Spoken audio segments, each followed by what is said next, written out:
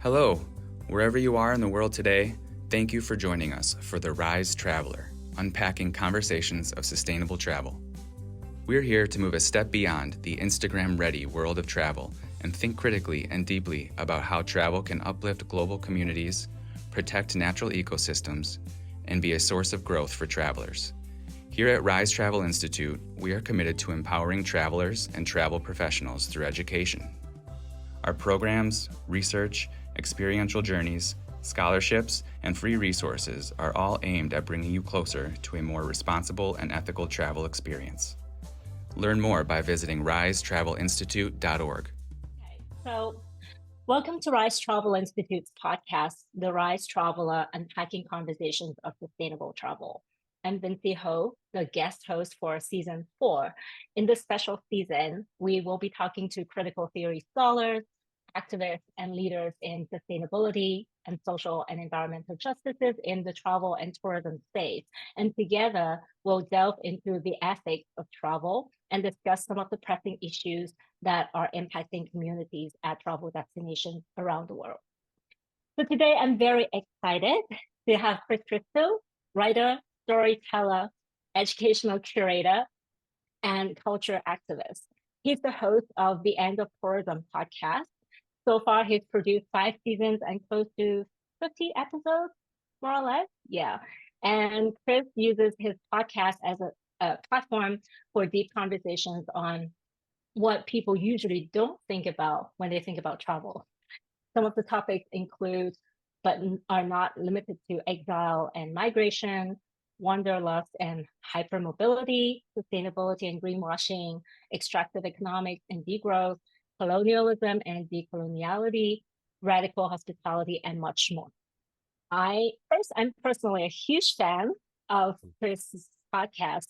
And when I was first introduced to it, I was immediately hooked by the name of the podcast and was expecting to hear critical discussions about and around tourism issues, and I was not disappointed. So Chris is also the founder of Oaxaca Profundo, translated as Deep Mexico in English, a project that aims at honoring the diversity of cultures, stories, and the livelihoods of locals that have been threatened by the dominant colonial representation or singular narrative of the place. The project connects travelers and student groups with the locals, providing travelers with the opportunity to experience the local cultures and learn from the locals, always through a decolonial lens. So, Chris, thank you so much for being our first guest for season 4 of the Rise Traveler podcast. It is such an honor to have you with us today. Thank you, Vincie, for the invitation. I'm grateful to be here and to be able to speak with you and your people. Thank you. So before we dive deeply into ethical issues around travel and tourism that we both are so passionate about, could you please share with us a little bit about who you are? If I've missed anything in the intro, where you're currently based, what brought you there in the first place, and what is your relationship with the land where you live now? Yeah, great question. So I'm currently I'm I don't I live in Oaxaca, Mexico, just outside of the city, the capital, about 30 minutes outside in a small town in a village here. And I've been living here for the better part of a decade now. It's kind of a long, convoluted story, but the short of it is that in my 20s, I became a kind of semi-permanent backpacker, kind of part-time tourist. I caught the travel bug, wanderlust. There was a great deal of escapism growing up in Toronto, Canada, in a big metropolitan city, and just seeing things change very quickly in my adolescence, and also kind of carrying a fairly large degree of alienation or loneliness, perhaps.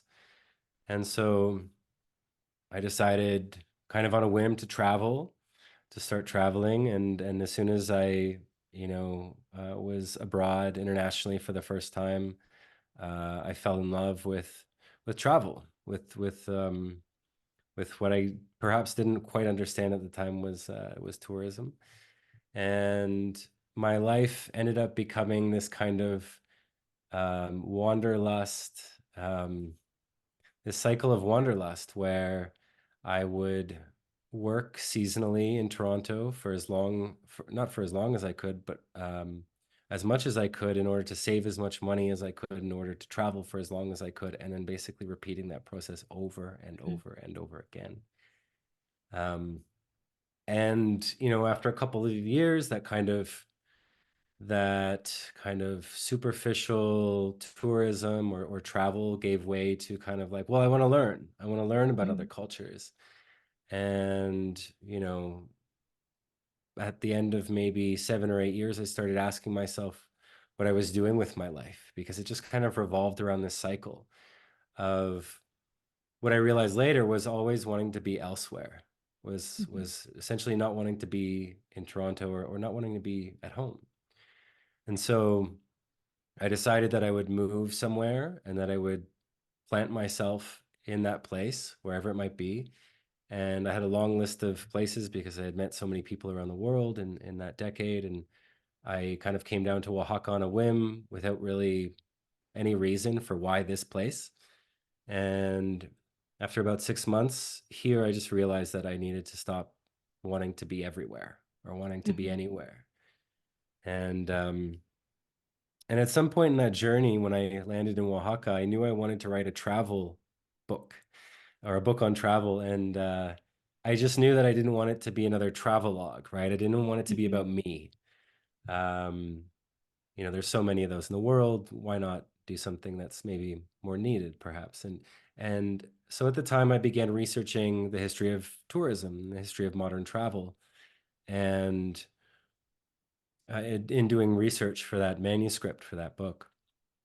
And in that research, over the course of those years, maybe 4 or 5 years doing that research, I came to understand that there were social movements all over the world that were local social movements, localized social movements that were fighting for particular causes. Could be environmental in terms of maybe the pollution or contamination of waterways, the building of a new airport, excuse me, but it could have been economic factors, gentrification, for example. And so, but what I realized was that at the center of all of these movements was tourism. And they weren't either vocally or directly anti-tourism, but tourism was the thing that bound them together. And so I wondered, how could it be that we might be able to find a way to amplify those voices, the voices that are often only heard in the neighborhoods or in the cities of individual peoples or communities or social movements, amplify them and even start creating networks between those communities, and as well offering travelers and tourists and expats and digital nomads and migrants and traveling people a deeper aperture into the nature and history and consequences of our worldly movements. And so that's what happened. And it was, strangely enough, in January 2020, when that decision was made to, okay, I'm going to start a podcast. This is what it's going to be about. And in part because of the kind of looming over tourism that was beginning in Oaxaca. And then, yeah, there was a global shutdown, of course, of tourism and travel in March of 2020. And in September 2020, the podcast was launched to great fanfare and controversy, as one might imagine. And yeah, so it's been this incredible journey to wonder aloud with people, activists within social movements, academics, who are certainly more at the heart of the critical theory and critical lenses around tourism. Unfortunately, that's where it gets often stuck in. It doesn't, there's really often no avenue in which the general public can understand these histories and consequences, because so much of it is locked behind university paywalls and things like that. So Mm-hmm. so activists, academics, and then of course, people in the neighborhood, people in over touristed communities, cities, etc. And so yeah, it's been, I guess, 3 years now, Mm-hmm. just under 3 years and 5 seasons, and I've learned an incredible amount. So again, I've yeah. learned an incredible amount too, Mm, from your thank you. episodes. Thank you. Yeah, so like your personal trajectory is fascinating, and I think it definitely resonates with a lot of us, who all like develop very, very early on a passion for travel. But a lot of people would just kind of stop there and like continue to want to travel without this reflection in terms of um, what's going on at the places they travel to, and how Hmm. do people live, and all these social movements and social injustices that people are Yeah. fighting for I'd against. like to interrupt you just for a second, if I may, because there's something important there that, I left out, which was that when I moved to Oaxaca, I began working in the tourist industry. Mm-hmm. And so I began to see from that side, not just a local foreigner.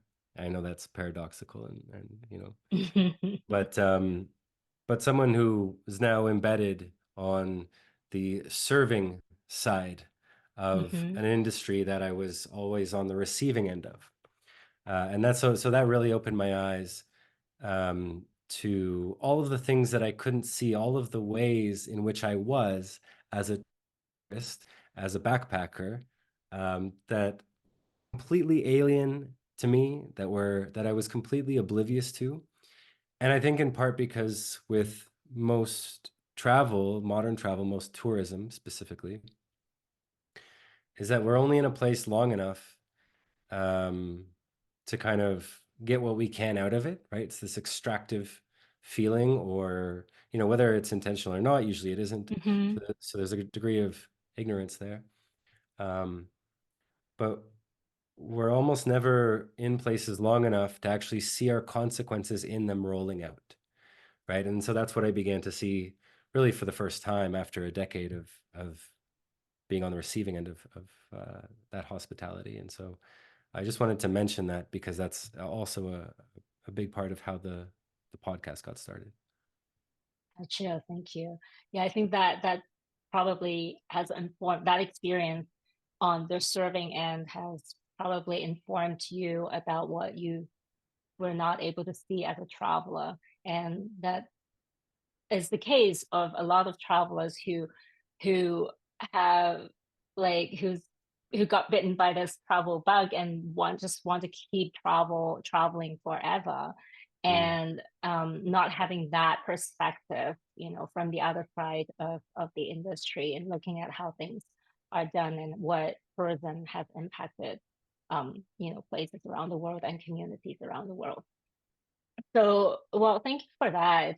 um, Fascinating. I can relate a lot. Like I mm, personally, when I was in my 20s, also kind of the same, as a lot of travelers, they would always think about like what they get, what is in there for them, right? Like what does tourism or travel brings to them, um, but not really thinking about the consequences, or like not seeing the consequences or long-term consequences that you talked about just now. So tell us a little bit more about the End of Tourism podcast. Um, what were you thinking when you picked the name for the podcast? And does it mean, is it because like that marked the end of your uh the your era as a traveler, always wandering, always not like traveling nonstop, or like what other meanings um does it carry, and what do you want to achieve with your podcast? What are some objectives? Like, what do you want this podcast to contribute to the world? mm. Oof. Again, great question. So the name was chosen. I'm really bad with, With those kind of like reductionist understandings of a particular thing. So finding a name was very difficult for me. But of course, I wanted something provocative, something kind of also blurry or open-ended enough that Mhm. people could, wonder themselves about what that could mean, not just coming from me, but what that might Mhm. mean for them, what that might mean for local people, what that might mean for an Yeah. industry, et cetera, et cetera. And I kind of based it off um, Fukuyama's The End of History, right? It was kind of Mhm. this book and this concept that came out, maybe 30 years ago now. And I think the idea around it was that, with the collapse of the Soviet Union, that history as we know it is over, right? And so what now? And it was kind of this very um, mainstream economics neoliberal take on things. And so with the end of tourism, for me, and the way I defined it at the beginning was kind of like in this kind of binary understanding, which, maybe the end of tourism could be the beginning of local people in touristed and over touristed places regenerating their local hospitality traditions that have largely been commodified and sold off as souvenirs and spectacle and things like that. Mhm. um, maybe the end of tourism, you know could be something like the world knowing nothing other than tourism, right? And that kind of, it's like, what? And so this understanding of maybe tourism isn't just an industry, right? Maybe tourism is also a way of life. Maybe tourism exists in Mhm. places we don't consider to be touristed, right? Maybe tourism, or a touristic way of viewing the world, is a kind of deeply modern way of understanding place and the other, or each other, Mhm. that says that, because of the economic and social mechanisms and dynamics that we live with and under, that I don't have to, nor should I, nor can I even build community with the people in the place that I live in, or in the places that I'm going to, because they've already been set up as kind of like single serving Mm. entities, right? Um, and of course, it's not just when you go to, we're not just talking about um, people going to all inclusive resorts and being served, pina coladas all day long or whatever. Um, but to the extent that people who rent, which is most people, and I think most people I know anyways, Mhm. that they move to a new place, that maybe an apartment building, maybe a house, and their willingness to know their neighbor, to build community, to be a part of that community, is dependent on their capacity to do it, which is to say their time, their energy, which, these days a lot of people don't have. And the understanding that, if rent goes up next year, which it probably will, I'm not going to be able to afford this place, and I'm Mhm. probably going to have to move. And so why take the time, right? Mhm. Why take the time, that precious little time that I have, to just relax and rest, right? And so and that's kind of what the end of history, the secret um, unspoken declaration of the end of history was, is that now, because there's only one world order, which is the neoliberal kind of West or modern model, that maybe that's all we're going to have ever, from now until forever, right? And so that's kind of that was also one of the possibilities of playing with this idea, the end of tourism, is that maybe the world is going to look so, or not just appear, but be lived in such a touristic way that we wouldn't be able to tell the difference Mhm. between the all-inclusive resort and our home. And I, like, personally, I would say that I think that that's already happened. You know, Yeah. there's Mhm. there's a degree of certainly tragedy and lament in there. And I think that that's important too, right? We don't need to sugarcoat the way that things are. It's just going to make things more difficult for us and for the people, for the young ones who might come after us. Absolutely. Wow, thank you. Yeah, and so what do you want to achieve with this podcast? Like, now that you have um produced 5 seasons, do you want to continue with it, like for as long as you can, and just like really create space for more conversations, like bringing in, as you said, like academics who have been working in silos, or like not necessarily having the means to make their research like accessible to the general public, to the locals, and so is it like, is that one of your aims, like to kind of provide that platform to for these conversations to reach a larger public? Yeah, absolutely. I mean, I didn't think I'd probably have lasted this long when I started in 2020. I thought it would, just be a little pet project. A lot of people like pet pandemic projects, as they said. Um, Well, the title definitely helped because you wanted it to be provocative, and it definitely served that purpose, I would say.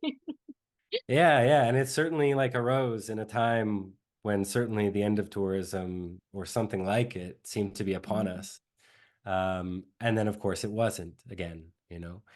And the more that these conversations happened, the more people asked me, to do interviews and seasons and episodes in Spanish.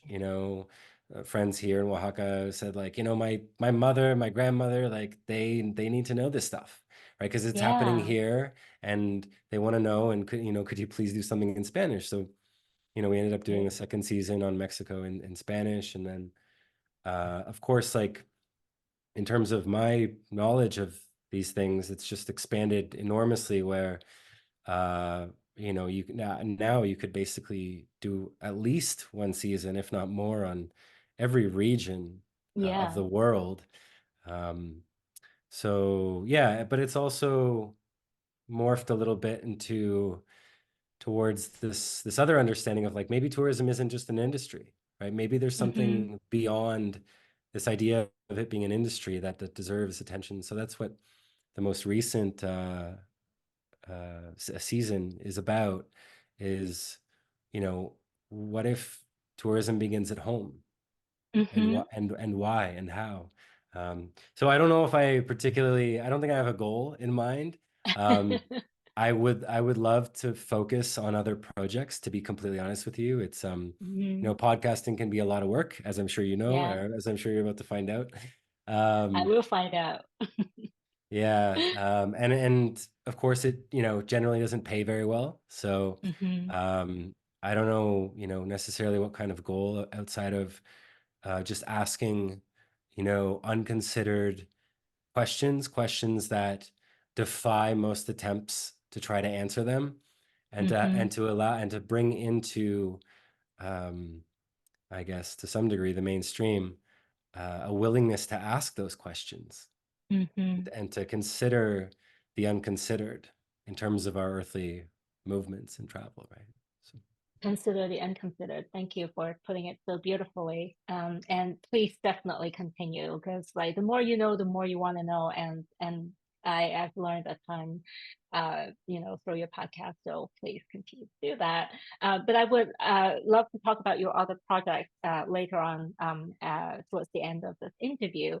But before we do so, I would let's take a deep dive into one of the tourism trends that is very present and visible in Oaxaca, Mexico, the place you call home now. I'm talking about Oaxaca being a digital nomad hotspot. hmm. Can you tell us what's the situation there now? How big is the digital nomad population roughly in the city? What changes have you witnessed in the past few years, especially since COVID? Has COVID fueled um, the explosion of like digital nomads or remote workers like coming into the city? Hmm. Yeah, so huge topic. Yeah. Of course, it's not beholden only to Oaxaca. Countless Mm-hmm. cities and places around the world. I don't have any numbers for that, unfortunately. There are no statistics at the moment.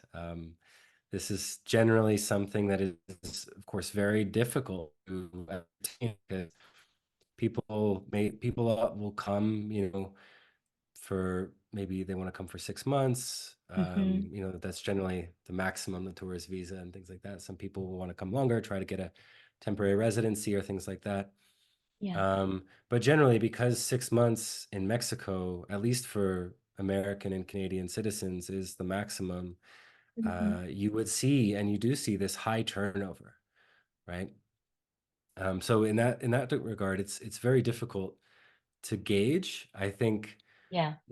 someone during the first years of the pandemic, a friend or an acquaintance had made me an administrator of one of the local expat groups on Facebook. And in 2020, there was something like 5,000 um, people, I imagine mostly expats, on that group. Mm-hmm. And, we're, I guess, 3 years later now, 3.5 years later, there's at least 16,000, maybe 20, right? And so Mm-hmm. what I saw, and I think what most people here saw, was that we had a very short time of what quote unquote lockdown here in Mm-hmm. Oaxaca. Mexico is one of the only countries in the world not to put restrictions on travel for people, of course, coming in. But there Mm-hmm. was there was a few months where the streets were suddenly empty and people left their house basically only for groceries. Mm-hmm. Um, and that was an incredible moment. I think it's really important for the people who are watching and the people who are listening to understand that this is one of the questions that I ask almost everyone in the social movements in over touristed cities is what happened? What was it like for you and your people during that time, during the lockdown time? And almost across the board, they say it was beautiful, despite the fact that, this virus was killing people en masse, Mm-hmm. because they had the opportunity suddenly to walk down their own streets without, people just taking photos, like click, click, click, click, click, like flashing, or, the tourist buses and the hordes and everything else anyway. So Yeah. that's what it was. And then, it wasn't long, didn't take long. I think it was in probably around September 2020, um, that people started essentially in the global north, in the United States and Canada, and certainly Europe as well, but certainly more than anything, the United States. Mm-hmm. People began to go stir crazy, right? And they wanted to be anywhere but at home. They wanted to, the lockdowns, the politics, all of that stuff. And of course, during Mm-hmm. that time, people who would regularly travel or vacation, that's where their minds went, right? They went elsewhere. They went to, where can I go? How can I get there, et cetera, et cetera. And so, of course, Mexico is one of those places. Mm-hmm. And so we saw this this for lack of a better word, an invasion, in part because, and I don't say that lightly either, right? I mean, people throw words around quite a bit, but it was basically, people coming here from the global north, from the Mm-hmm. United States, Canada, and Europe, of course other places, but mostly those, Right. and often refusing to wear a mask because there were no mask mandates. And Mm. so you could see very clearly in the street who was a local and who wasn't. And I'm not just talking about people who were born here. I'm also talking about the local expats who had spent years and sometimes decades here. Uh, because the people came in order so that they didn't have to do what they owed their neighbors back home. And in doing Mm-hmm. so, they risked the lives of the people in the place that they came to, right? Yeah. Um, and so this created a massive kind of backlash, and that's still ongoing, but that's kind Mm-hmm. of getting away from your question. so some people were coming just to get away. Yeah. And then what you also saw was these waves of digital nomads, in part because suddenly, again, because of the kind of fallout of the pandemic, suddenly so many people could work from home or work remotely. Yep.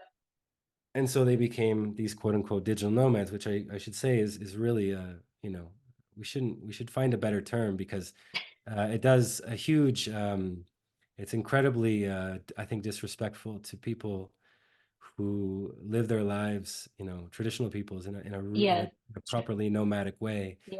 And it's Traditional actually, nomadic people. Yeah. and what it does is it kind of blinds us to how those people are how their nomadism actually serves the places that they live in, right? Because this Mm-hmm. isn't what that is. Our willingness to go to a place, for 6 months and work. I understand, right? It's like, you know, the cost of living skyrocketed pretty much everywhere as a result of the Mm-hmm. pandemic, right? You can work from home. Okay, great. I don't have to commute and 2 hours every day anymore, right? And why would I pay this exorbitant rent when I can pay like a fraction of that somewhere else? I get it, right? Like I know what category I fall into in a lot of these conversations.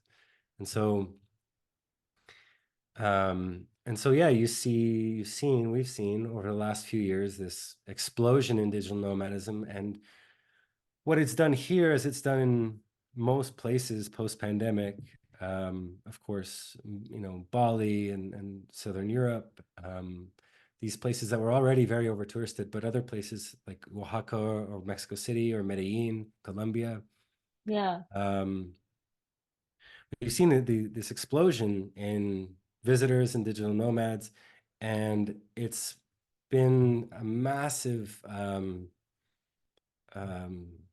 it's contributed massively to the explosion in gentrification in Yeah. these places, which Mm-hmm. isn't just cupcake shops or like fancy hamburger restaurants in the middle of colonial Mexico, like Oaxaca City or something like that. But like also the extreme rise in rents Yeah. here, in those 2 or 3 years, like, now my friends who have been here for 10 years or more, the locals that I know, nobody that we know lives in the historic center or downtown of the city anymore Mm-hmm. in 1 or 2 years, right? It's just, and basically because, platform capitalism, so much of the rentals have become short-term Airbnbs, forcing local people into the peripheries of the city, and undoing generally any sense of community that still existed in Yeah. those neighborhoods. Um, so, I think on one level, it's totally understandable why digital nomads would travel, why remote workers would go. But the thing is that, their reasons for leaving are reassert themselves in the places they go to, right? This old like adage that, like, travelers, tourists bring their baggage with them, but Mm-hmm. they don't just take it with them when they leave. It's there, and it's almost permanent, right? To some Yeah. degree. So, and this is, similar to what I was saying a little bit earlier, just that even if you have, 3 months, 6 months in a place as a digital nomad, it's like, how can you have any degree of understanding of what your consequences in a place is once you leave? I mean, I don't know if there's an answer that can serve that want and willingness to go. Um, Mm-hmm. so, it's not saying don't go. It's saying that, well, maybe there are people like yourself who have gone and done this before, right? Who have been digital nomads, been remote workers in other places, and it's not just in the last few years. maybe there's something that they know that you don't, right? Mm-hmm. I don't know. But Mm-hmm. um, you know, that's so it's not just don't go, right? It's Mm-hmm. like, how can we understand ourselves as people of consequence, right? Yeah. Yeah. And if what we try to escape, So, yeah, absolutely. I totally agree with you, and I think this conversation is so important for anyone who is right now like living a digital nomad lifestyle, or like who are considering um, you know, experiencing the digital nomad life. Just like really think about the consequences and have consideration for the local communities, and think about what we're trying to escape, and we're actually like, you know, bringing or imposing things like on onto another community. If we're escaping, if rents at home have skyrocketed and we're escaping that, and we're actually making rent unaffordable at the places that we're going to, and what we could do is just like leave after 3 months, and what about the locals? They will have to live the consequences forever after we've left. So yeah, absolutely. And that leads to my next question. You basically like answered some of those. But what I'm thinking, like, do you have, let's say someone come to you knowing that you've lived in Oaxaca for so long and want advice from you and say, I want to come live in Oaxaca for 6 months. What is some advice that you would give them, or questions that you would ask them to think about concretely? mm, mm, yeah, yeah.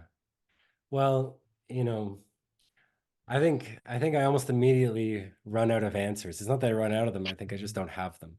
But I think, generally speaking, you know, based on, the people that I've spoken to here, based on, the vast amounts of people that I've spoken to around the world in this context, who are kind of on the receiving end of over tourism and all of Mm-hmm. the kind of catastrophes it brings with it. Um, it's it can be as simple as, you know, do your research, right? Yeah. Like, not just on the history of the place and the civilizations or the cultures that live there, and how, the dances and the food, but like the social movements, Yes. right? Thank Find out you. about the resistance in those places to, um, the infrastructures, the economies, the extractive economies that are, affecting everyone everywhere. I mean, there's very few people, sadly, left on this planet Mm-hmm. who live outside of these things, these dilemmas. Yeah. Um, and so, yeah, of course, do your research, get in touch with local social movements before you come, Mm-hmm. and ask them, maybe like you'd be willing to participate in some manner in something that really needs to be done in that place, right? Like, whatever it might be. Maybe it's like helping to organize community. I mean, if it's in a different language, you can do that, then great, right? But maybe Yeah. it's smaller acts, uh, you know, with the environmental issues, water, garbage, etc. Um, and ask those people if you're actually needed there. Yeah. Like, Yes, do your best to undermine the entitlement that says you deserve to be there, right? exactly.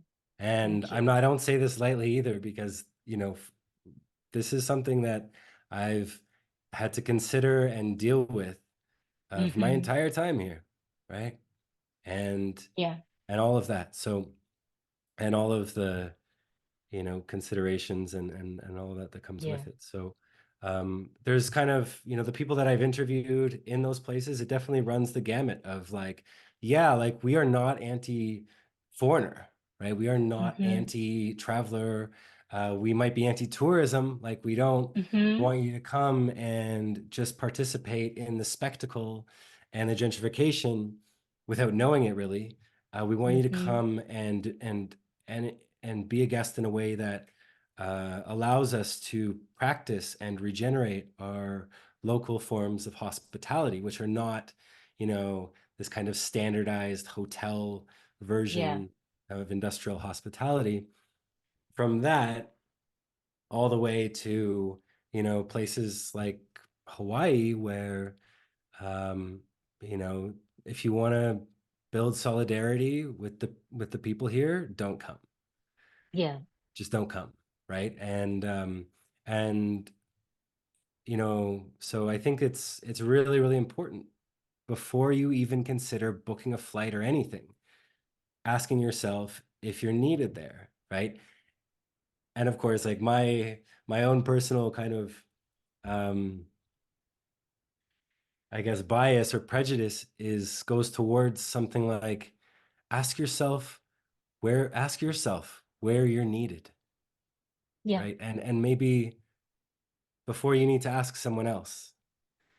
And then maybe, there might be things might start to open up a little bit in terms of like, I don't know, how you might be a good guest when you show up Mm-hmm. there, right? Because if Mm-hmm. it is the case that you're needed in your place more than you are there, then maybe your way of being needed there and your way of honoring that Mm-hmm. need makes you one of the first people that they want to invite, right?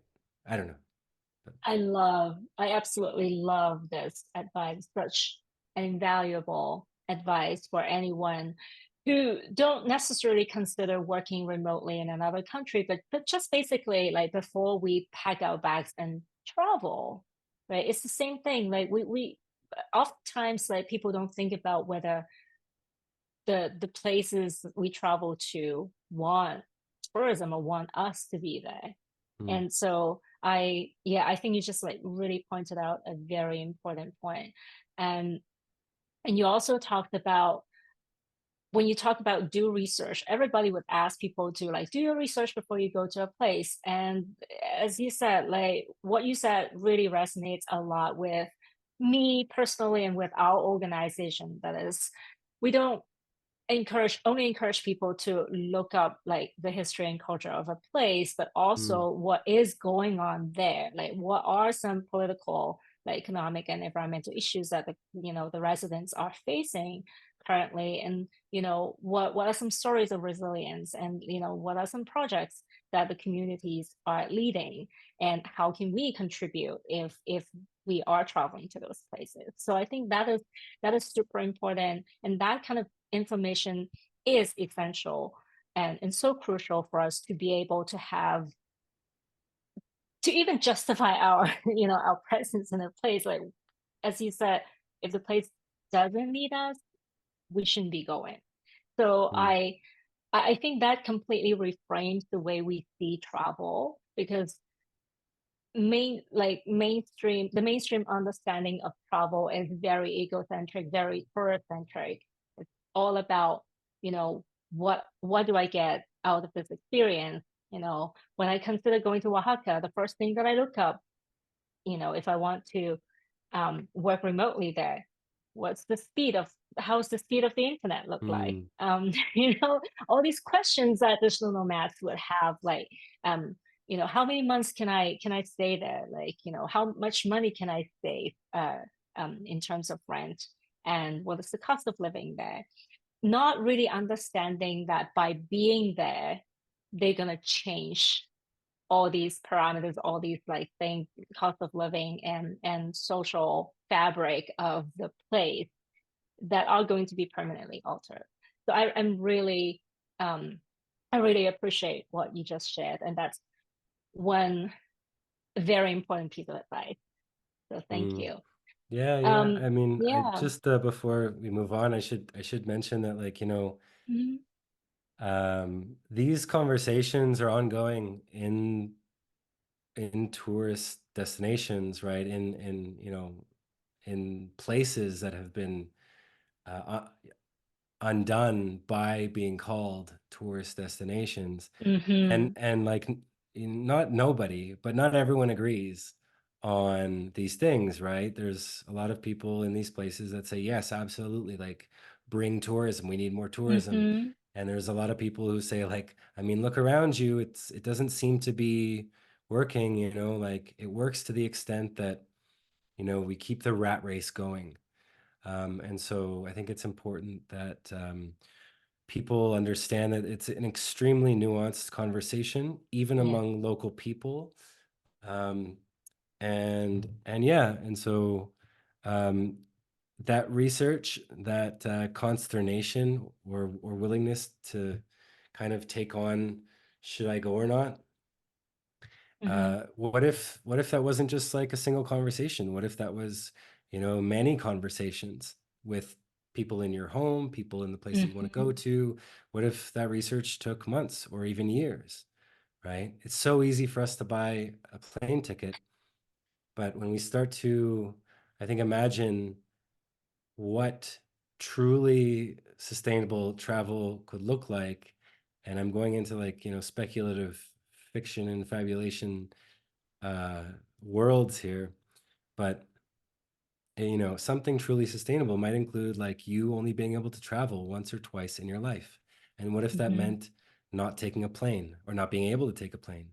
Mm-hmm. And you know, there's a degree of, I say this because we have to be able to imagine different worlds, and we Yeah. have to be able to imagine worlds that don't look anything like the ones that we inhabit. Mm-hmm. Um, and to fall in love with that imagination and the capacity to um, you know, imagine things differently, and what it might mean to be an honorable guest, right, Yeah. outside of just being able to pay someone enough money so that, you know, for whatever reason. Mm-hmm. Sorry, I interrupted. No, no, no worries.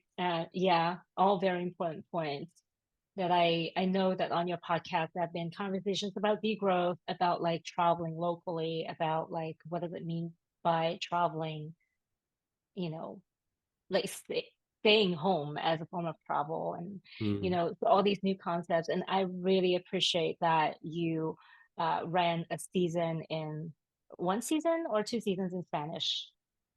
There's One another one season. coming, but yeah. Awesome. And as you said, like, you want to include like more locals into the conversation. And also, as you said, like locals may not necessarily have the same understanding or may not be informed enough to actually see the consequences, uh, because because they need to prioritize economic benefits or like what they believe that they're getting, right? Right. Not understanding tourism leakage or anything, any of those concepts.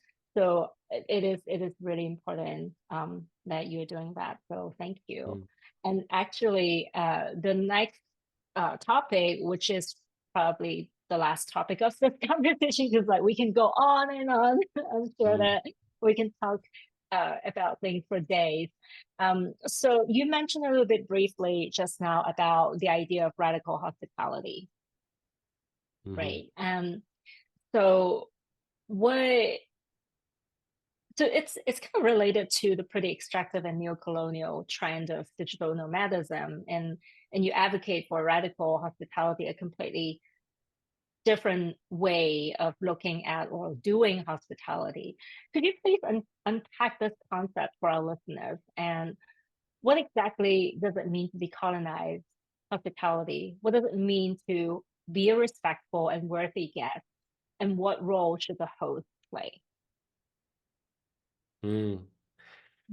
Wow. Okay. That's a lot of really great questions. I'll start with radical hospitality, I guess.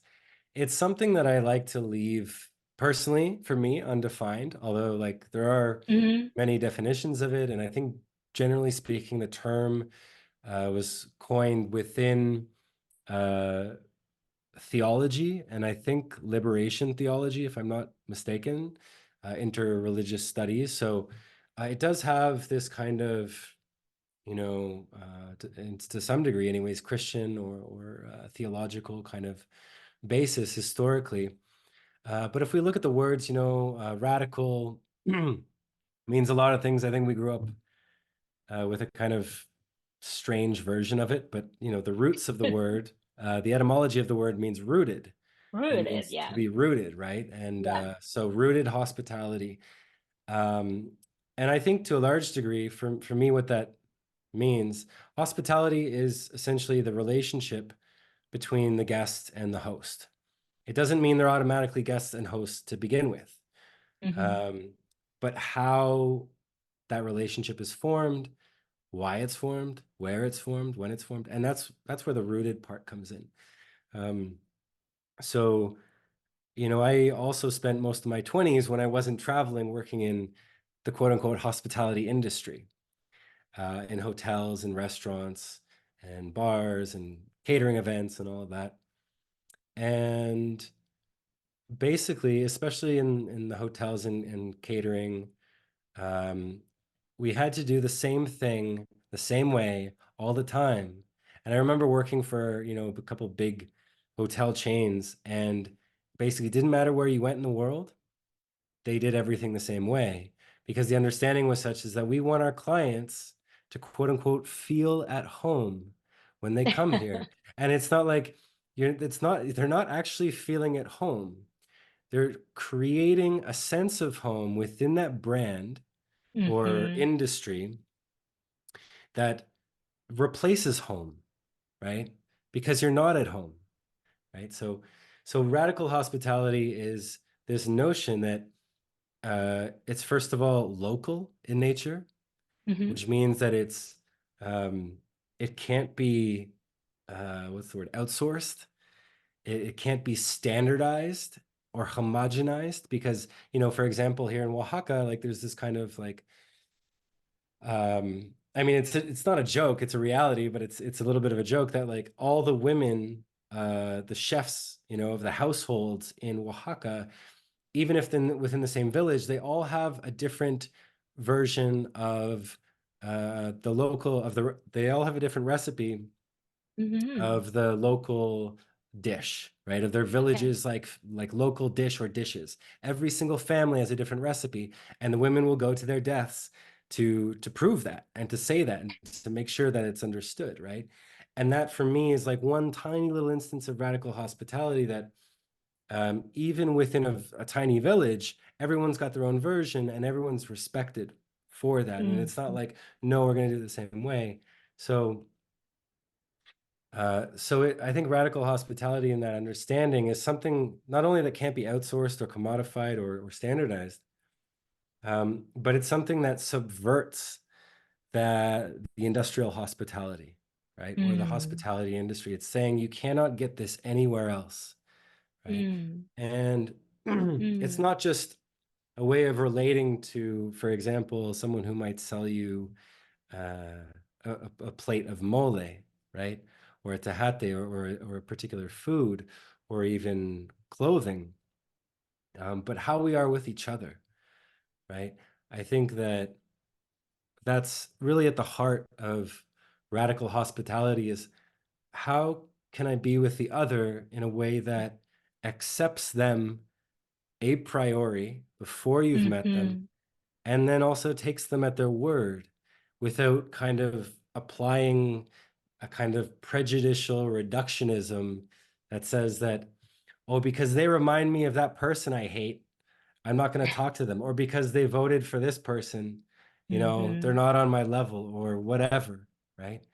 Because all of those ways of thinking, the ways that we've been taught to understand the other, the Mm-hmm. cultural other, the neighbor, the stranger, etc., are all ways to just try to make sure that they're either on our side or not, right? It proceeds from a level of distrust, right? That's the foundation is distrust. Mm-hmm. And, I think of course, what that does is it produces enemies and enmity, right? The Mm-hmm. nature of being in opposition or in aggressive opposition to someone else. And, I was just thinking about this the other day is that I think for me, the nature of solidarity is to undermine and subvert in its entirety enmity, right? And so it's not to say that we're going to find a way to be exactly the same. It's a way to try to honor and celebrate our differences, as a great Canadian once said, not in spite of our differences, but because of them, right? And I Love think it. that that's what tourism destroys, essentially, what Yeah. the industry destroys, because it creates this infrastructure wherein everything either has to be or should be the same everywhere. And for the people who don't want that, we're going to give you this, right? Which is not the same, but it's still made for this kind of single serving experience, right? Yeah. That doesn't actually deepen our relationality and our way of being in right relation with the world and with other cultures and with ourselves and with our neighbors, right? So that was just the radical hospitality part. And so I think, these questions about like, what does it mean to be a good guest and a good host? These are things we can ask ourselves in the places we live in, right? And if you're like, wait, what? Why am I a host or why am I a guest? Then maybe wonder how you could be, and how maybe our ancestors, all of our ancestors, might have understood themselves in that way, and not just as citizens, not just as taxpayers, not just as travelers, or whatever demographic you want to slap on someone, identity or whatever, but guests and hosts. And of course there's just so much more that could be said, but I don't want to take up too Yeah, much. but I love the way you deconstruct the common understanding of what being a host and being a guest mean, and just like thank you for all these words of wisdom. It just make people think more about the relationality, as you said, like what kind of unique and meaningful relationship do we want to establish, to create with the communities where we live in and with the communities where we go to or travel to. And so, all right, wow, like time flies. We've spoken Mm, for an hour already. Yeah, so there's just so many other topics of interest that we both share. Again, that we can, go on and on, but I just really wanted to make sure that you have a little bit of time to share any projects, because you talked earlier on about not wanting to prioritize the podcast at some point and focus on like your other projects. So would you like to share with our listeners um, like any projects that you're working on currently, or maybe if you want to talk a little bit more about Oaxaca Profundo or any tourism initiatives or writing projects that you wish to introduce to our listeners? mm, yeah. Well, I guess before I do, I just say thank you so much, Vincie, for the time and the Thank really you. incredible questions. I'm really grateful for the opportunity, and also for the work that Rise is doing. Thank I you. definitely feel a lot of solidarity between and sentiment, shared sentiment between what I do and what the end of tourism and Rise. So I really appreciate it. Absolutely. Well, likewise, likewise. Mm, It's such an honor to have you as a guest. Wow. mm, Like to kick off this new season. I am really honored. And mm. yeah, so like, would you like to share a little bit about your project Yeah, before we yeah, wrap up? sure, sure, yeah. So Oaxaca Profundo was kind of like this like tour company that I started in 2016, and it was like I got to Oaxaca, I was like, need to make money somehow. Okay, so I'll start working in tourism. So I started doing this, kind of chocolate tour, and I just hated it. I really hated it. And I was like, wow, this is what it's like to be on the other side.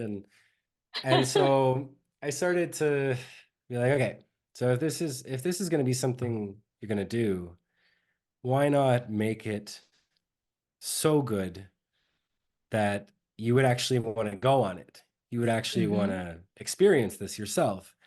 And then with that, there was also this understanding, okay, but like this is still within the tourism infrastructure.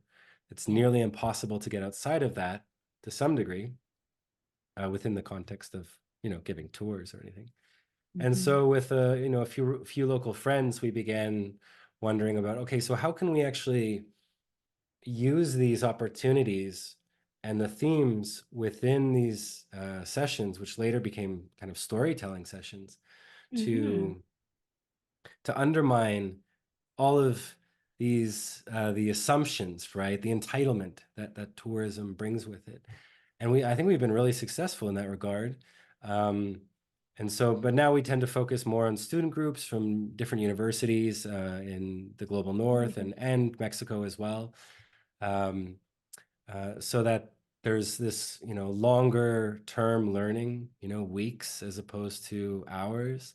And Mm-hmm. within that time, try to, really plant and water as many seeds as we can, so that when people go home, young people and sometimes older people as well, when they go home, they have, maybe they have the seeds, but maybe they also have the will, the want, and the water to plant those Mm-hmm. seeds in their homes, right? In the places that they come from, and do the work that needs to be done in the places that they come from.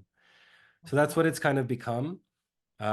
It's definitely this very kind of difficult dynamic, because it does still exist within a tourism infrastructure, right? And at some Mm-hmm. point, I think that while this works, it's like getting 20 people on a plane, or 2 planes, or 3 planes, or 4 planes. Mm-hmm. At some point, like, that might not be sustainable anymore. So uh, Yeah. so I don't know, but apart from that, I've been working on personal storytelling as well as writing. I do a lot of writing now, essays mostly, but working on fiction as well. And people can find my writing published and otherwise at chrischristou.substack.com and theendofTourism.com for those who'd like to listen. And of course, I'm very much open and welcome any commentary or feedback that anyone or potential guests. So Thank you. I would strongly encourage anyone who is currently listening to this podcast to really check out Chris's work. The podcast. It's amazing, and I like you're going to learn and get the tools to really help you deconstruct some of the mainstream and colonial thinking that we inherited from from our world and from our history. One last thing. At Rice Travel Institute, we're currently working on a decolonizing travel ebook for travelers. And mm, by the time that this episode goes live, the ebook will have been published. And Chris has kindly contributed a quote to the project. And I'd like to ask you the same question again. It doesn't have to be exactly the same. Um, what does decolonizing travel mean to you? mm, mm. Oh, yeah.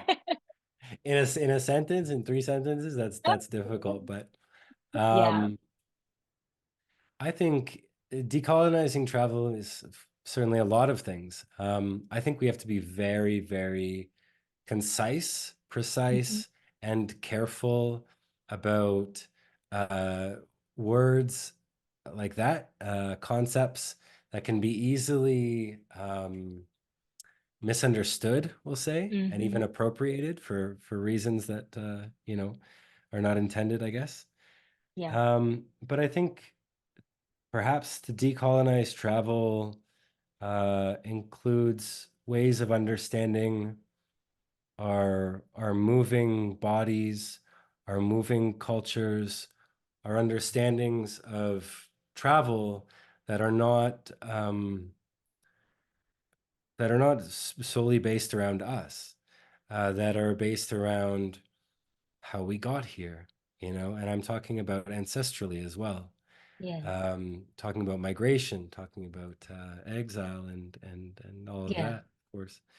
Um, And so I don't think there's any kind of silver bullet solution or answer within the possibilities of decolonizing travel, which I think is important too. It's to say that whatever work that we undertake to properly court and coax new and more beautiful and rooted and healthy worlds towards us is not going to be finished within our lifetimes. This is the work of generations. Yeah. And so with a little bit of humility, right? That we're not going to get everything done, probably not anyways, in our lifetimes. And Yeah. with a degree of, I think, Nick Montgomery and I can't remember the other author's name, put out a book some years ago called Joyful Militancy.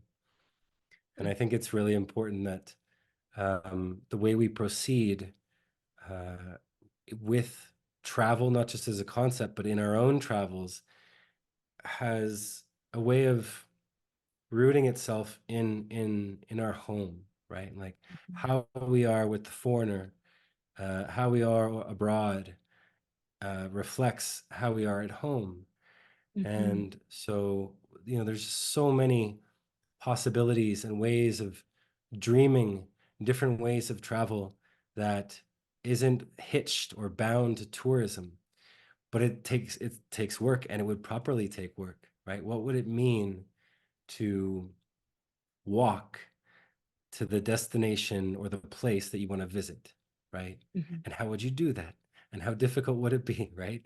And not just like economically speaking, right? Not just time, but how might that difficulty actually serve the world or worlds within you might want to live in, or the people that you're going to visit that they might want to live in, right?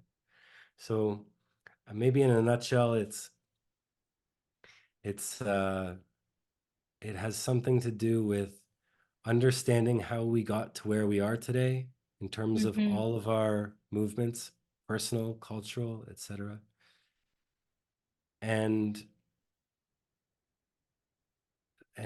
allowing those histories to have a voice in how we move and how we are with the other, and how we might be. Yeah. So that's all to say, like, I don't have an answer.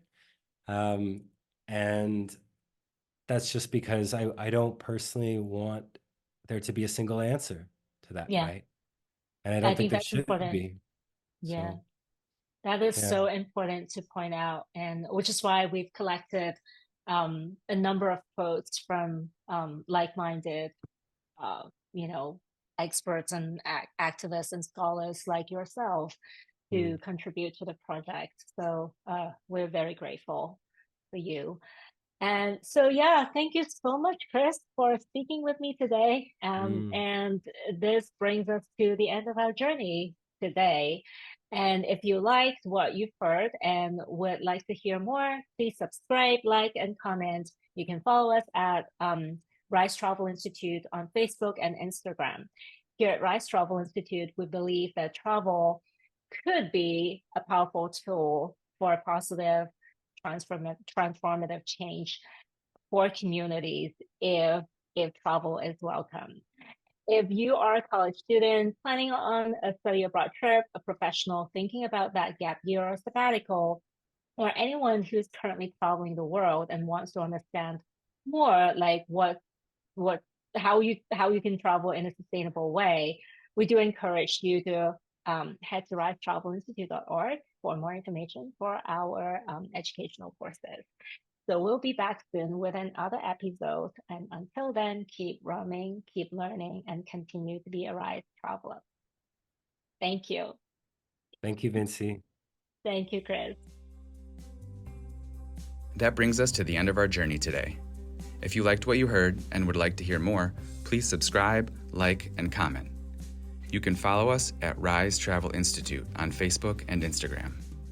Here at Rise Travel Institute, we believe conscious travel can help us create a more just and equitable world. If you are a college student planning a study abroad trip, a tourism professional who wants to create a more equitable and inclusive industry, or anyone who is currently traveling the world and wants to understand how to travel in a just and sustainable way, we do encourage you to head to risetravelinstitute.org for more information on our educational programs. We will be back soon with another episode, and until then, keep roaming, keep learning, and continue to be a Rise Traveler.